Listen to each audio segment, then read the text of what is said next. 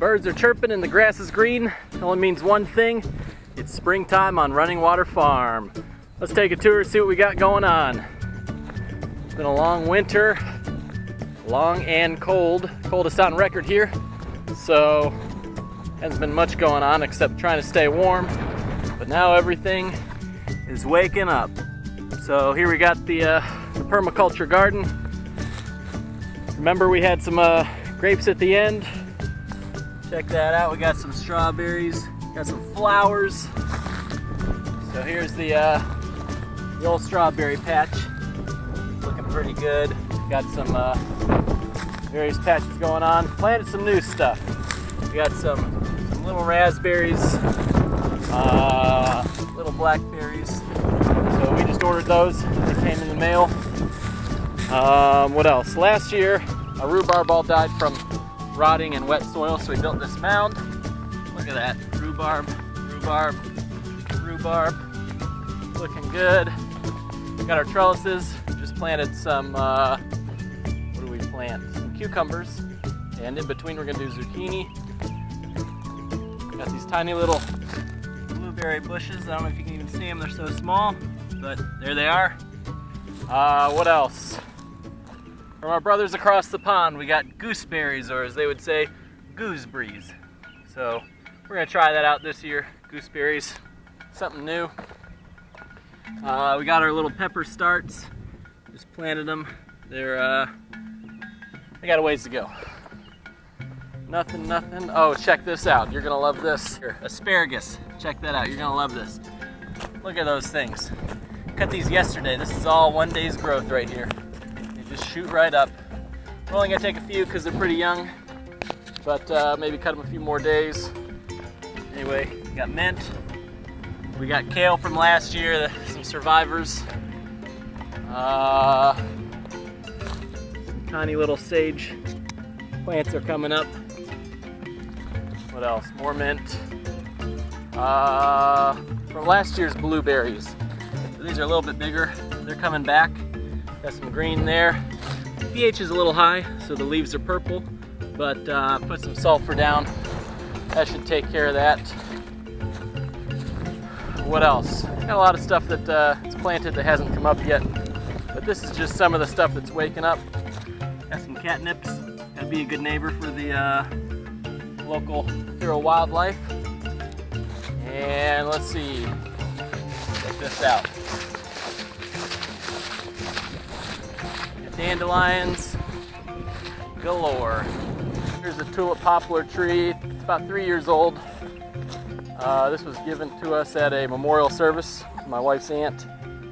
So there you go, 3 years old. It's been replanted every year since that we've moved. Kind of brought it with us, but I think it's here to stay now. Look at that. You gotta love this. A couple weeks ago, snow on the ground. We're all miserable. Now we got flowers. We got some daylilies here. They're just coming up. We'll go over the bridge and check out the orchard, see what we got going on. This is our Macintosh, looking nice and healthy. Even have a few fruit buds setting there. Probably won't keep them, but good to know. Red Delicious. We had to cut a few branches over the winter that were dead. Kind of struggled in the fall, but looks like it's coming back nicely. My favorite tree on the farm, Kiefer pear. One of the few fruit trees you're going to grow on native stock. So this is native roots, nice and stout. We've got another one here that's a little bit behind, but it's budding out, so that's good. Always good. The tree I had my hopes and dreams set on. It is technically alive, but not doing real great. It's the American persimmon. I got two. One died last year. One sort of survived. In the place of the persimmon that died, we're going for a sour cherry. So he's looking good. But anyway, that's just a quick tour of what's going on. What else can I tell you? The bees are all dead. We had to order new hives this year. They starved to death over the winter despite an abundant supply of honey.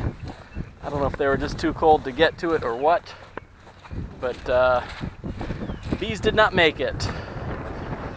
As far as plans go, we are going to do wildflowers, planted wildflowers just along the bank. We're letting them grow up with the grass. We've got some yellow rattle in there to kind of fight the grass down, and hopefully we'll get a wildflower patch started along the pond. Here's a little project I built over the winter. It's a potting shed. It's just made out of pallet wood. So it's just 2 pallets. Got a little trough right here in the middle. So harden off some starts. That's good. Got our trusty pallet. Whew, beautiful day. Spend all day out here. We're consolidating a little bit this year.